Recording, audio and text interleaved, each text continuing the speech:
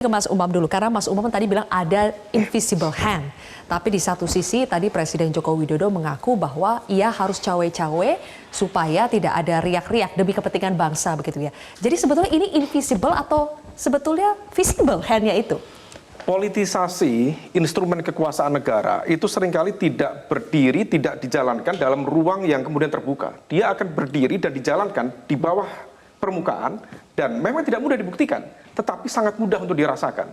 Nah, oleh karena itu di dalam konteks ini memang betul bahwa di Undang-Undang Pemilu nomor 7 tahun 2017, saya masih ingat betul di pasal 299, memang ditegaskan secara clear, Presiden, Wakil Presiden memiliki hak untuk berkampanye.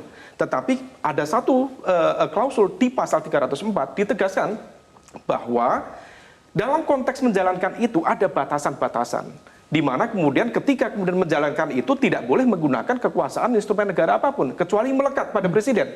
Isu kesehatan, protokoler, pengamanan itu that's fine, oke. Tetapi di dalam konteks menggunakan pengaruh dan juga kekuasaan negara harus clear. Nah, esensi batasan itu harus bisa memisahkan mana domain privat, mana domain publik. Jangan sampai ketika kemudian statement saya tidak ingin cawe-cawe, saya ingin cawe-cawe. Hanya dalam 1 bulan itu berubah, di awal Mei dikatakan tegas, beliau mengatakan saya tidak ingin cawe-cawe, di akhir Mei ditegaskan saya akan cawe-cawe dengan catatan untuk kebaikan dan juga Indonesia maju. Tetapi ada kemudian tendensi ketika masyarakat juga dibuat bingung. Ketika kemudian ada seolah tendensi beliau agak kesulitan untuk membedakan mana domain privat dan mana domain publik.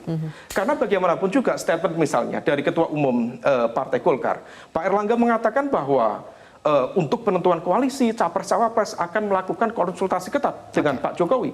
Pak Zulhas, Ketua Umum PAN, mantan partainya Mas Faldo, mengatakan bahwa Pak Jokowi adalah panglima tertinggi di dalam konteks penentuan koalisi. Mas Faldo sudah tidak sabar tuh mau menjawabnya. Kita juga melihat secara terbuka, misalnya Pak Presiden mengatakan siap untuk membisiki ketua-ketua umum partai politik untuk menunjukkan keberpihakan pada capres-cawapres tertentu.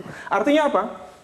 Ada ruang domain privat dan domain publik yang kalau misalnya itu tidak dibuat segregasi yang clear, maka kemudian bisa menjadi potensi overlap di sana. Ketika overlap, maka kemudian terjadi potensi politisasi kekuasaan negara. Jadi pertanyaan kalau saya tadi, terjadi politisasi, kemungkinannya dua, Mbak. Pertama adalah abuse of power, dan yang kedua adalah potensi konflik of interest. Jadi sebetulnya hand yang tadi Mas Umam maksud itu kelihatan atau tidak? Kan tadi kita berbicara presiden.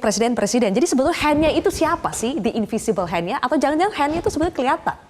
Sebenarnya kelihatan, tetapi ketika kemudian kita diminta untuk membuktikan, tentu kan itu mengandung sebuah potensi yang bisa dipasalkan, bisa kemudian ada konsekuensi logis pasca itu.